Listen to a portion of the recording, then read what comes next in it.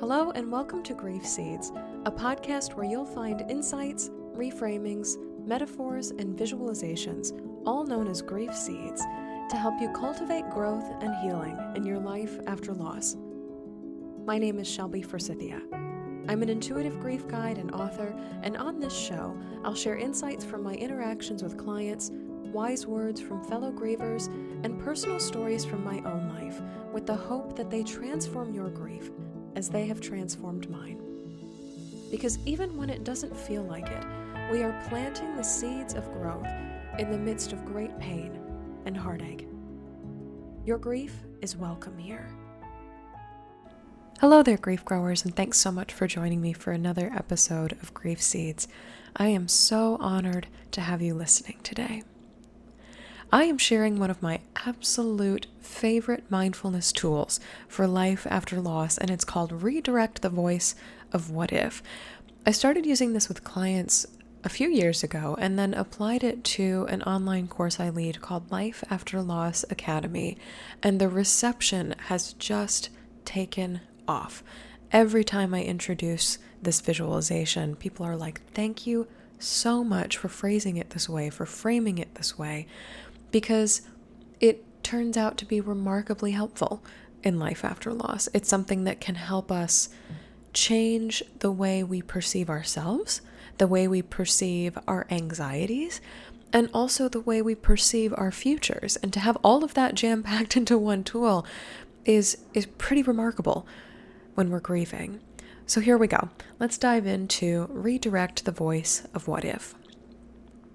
I love to use tools that personalize the voices in our heads, that give them faces, that perhaps even give them names, that give them bodies and archetypes and character traits and all these things.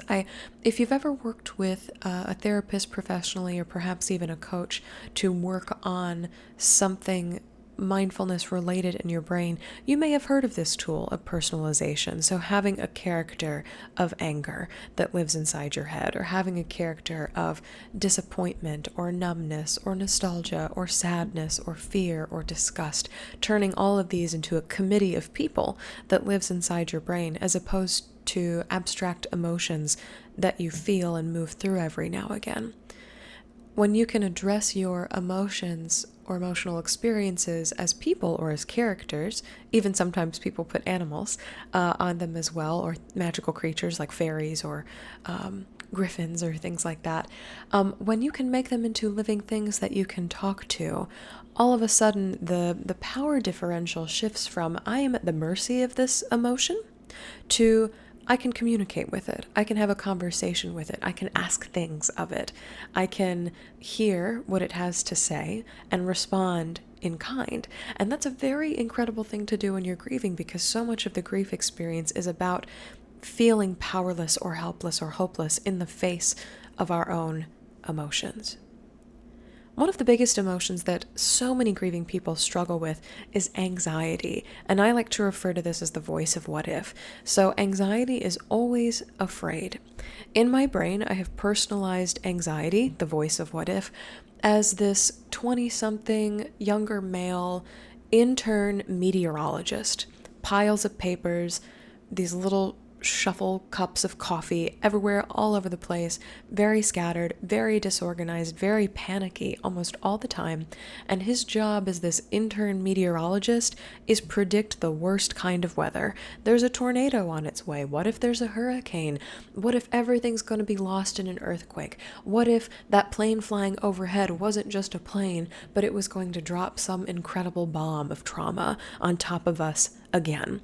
And what the loss of my mother has done to the voice of what if is kicked him into overdrive. He says, see, bad things do happen, so I should devote so much of my time, all of my energy, everything in me into figuring out when the next disaster is going to happen and alerting you of it every second of every day. What if, what if, what if, what if, what if, just following me around like this bedraggled intern with nothing better to do but to predict disaster and then tell me about it. And I like to perceive myself in these situations as the CEO of my brain. I run this very large company and it's just full of emotions, and they're all in different departments and they're all producing different things, and some are in better service to me and my company and my brain and my life, and some are not so much in service to me or my company or my brain or my life. And so picturing the voice of What If as this panicked intern who's predicting disaster at every turn, who's meteorologizing the next forecasted disaster, I have to call him into my office. I have to sit down with him. I have to say things like, hey, I love and appreciate that you are doing your job and doing it with the most gusto that I have ever seen any employee apply to their job in my brain. You are forecasting disaster like nobody's business, and I can't tell you how much I appreciate that kind of enthusiasm. But let me tell you this, Shelby is exhausted. You are using so much of her resources to apply to anxiety and to what if and to fear that she's having trouble focusing on anything else in her life right now. This is kind of, for lack of better phrasing, paralyzing to her. This is so difficult for her to deal with mentally that she feels as if she doesn't have any other place to go, or that she can't use any of the other resources that she has in her brain and mind. So I'll tell you what if? I love that you're doing your job. I appreciate the energy, enthusiasm, but I'm going to put you in another department. I'm going to outsource your job to somebody else, and I'm going to relocate you. I'm going to redirect you to another department in the brain. I would love if you joined the team at Hopes and Dreams. I would love if you joined the folks over in the creativity department to generate what if, to generate possibilities as opposed to disasters. Because that mindset, no matter if it's true or not, oftentimes in life after loss, disaster is equally as possible as something containing wonder. I think your energy and your enthusiasm is so much better used there. For example, what if we were going to meet somebody who also experienced the loss of a mother, and they end up being a great friend to us in our grief? What if we find a penny on the ground today, and that reminds us so much of Shelby's mom? What if we hear a podcast or read a book or listen to a talk that somebody gives online and come up with new frameworks or latch onto new tools for experiencing our grief? What if we have a wonderful dream about our mom and our family and a memory that we really love tonight? You see what if. You see how different this is than forecasting disaster. What if somebody else is going to die? What if I'm going to get sick as well? What if it's never going to be any better than this? And I know you're really good at coming up with these things, what if, and I appreciate that about you. But I would love if we could redirect your energy somewhere more hopeful, somewhere more useful, perhaps even somewhere more optimistic, so that Shelby does not feel run into the ground by your beautiful ability to forecast disaster. What if instead we could use your gifts to forecast possibility, to forecast joy, to forecast hopes, dreams, creativity, perhaps even friendships and connections that could be helpful to us in our grief? So grief growers, as you create your own persona for the voice of what if, what do they look like? What gender are they? What department are they working in your brain? What are their gifts? What are they expending so much of their time doing?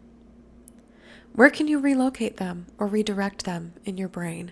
What department could they belong in to generate ideas and possibilities for you in ways that don't feel harmful or draining or more anxiety-inducing than life after loss already is? Where can you relocate them? Where can you ask them to be that might be more helpful to you? And as you generate 5 awful things that could happen today, a horrible phone call, another family member dying, another piece of bad news in the news, how can you also ask what if to head to another department in the brain, to be redirected, to be relocated, and to generate 5 things that are equally as possible? What if you see a cute dog out on a walk today? What if you find a sign or symbol that you believe to be from your loved one, or one you know in your personal life is a redirection towards something wonderful? What if you have a meal today that's surprisingly good that you weren't expecting? What if you run into an old friend who is so honoring of you and your grief story? What if you come across a resource that you never expected to come across in your grief that turns out to be helpful and changes the way you see your life after loss? What if you see or hear something remarkably funny that you didn't expect? All of these things are just as possible in life after loss. And yet so much of what our brain tries to do, especially this voice of what if, he is so good at this, is tells us that everything from here is bad. Everything from here can only end in more loss, more disaster, more pain, more destruction, more hopelessness. When in reality, what is equally possible is something different than loss. More pain, more destruction, more awfulness. What if instead was turned into, or was equally possible, more joy, more delight, more truth, more healing, more sleep, more answers, more connection? I invite you to take a deep breath in with me here. And out.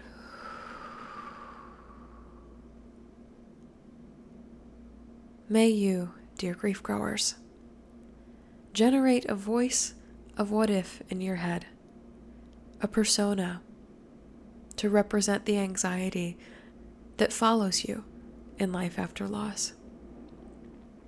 And may you kindly, gently, compassionately, and as many times as you need to, call this voice into your office, redirect them, offer them a newer, better job, in a happier, more optimistic, more creative, more hopeful department. Allow this power that your brain has to generate possibilities. Be channeled into possibilities that serve you, as opposed to trap you, or stifle you, or terrorize you in the aftermath of loss, because while it doesn't seem like it, it is just as likely for something wonderful to happen today as it is for something disastrous. May you be gentle with yourselves, grief growers, as you retrain your brain after loss to shift its focus from peril, anxiety, fear, to possibility, hope, neutrality, something different than that. I have faith in you. Deep breath in here. And out. Thank you so much for joining me today on Grief Seeds.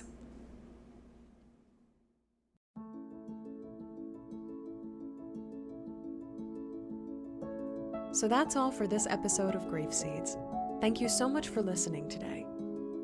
You can find additional grief support at shelbyforsythia.com or by following me on social media at shelbyforsythia on Facebook and Instagram. If this podcast helped you in your life after loss, please leave a review and subscribe on Apple Podcasts, Spotify, or wherever you listen. And be sure to share Grief Seeds with a friend, because you never know what someone you love is going through. A huge thank you to my Patreon supporters for financially keeping this podcast on the air. If you'd like to support Grief Seeds on Patreon through a yearly or monthly pledge, you can do so at patreon.com/shelbyforsythia. My Patreon supporters get access to behind-the-scenes content, including a once-a-month grief support call with me and 5 90-minute workshops with topics decided by grievers themselves. Again, that website is patreon.com/shelbyforsythia. Music for Grief Seeds is performed by Addie Goldstein. As always, my dear grief growers, it was beautiful sharing this space and time with you today. I see you, I am so proud of you and the work that you're doing in the world, and I love you. Because even through grief, we are growing.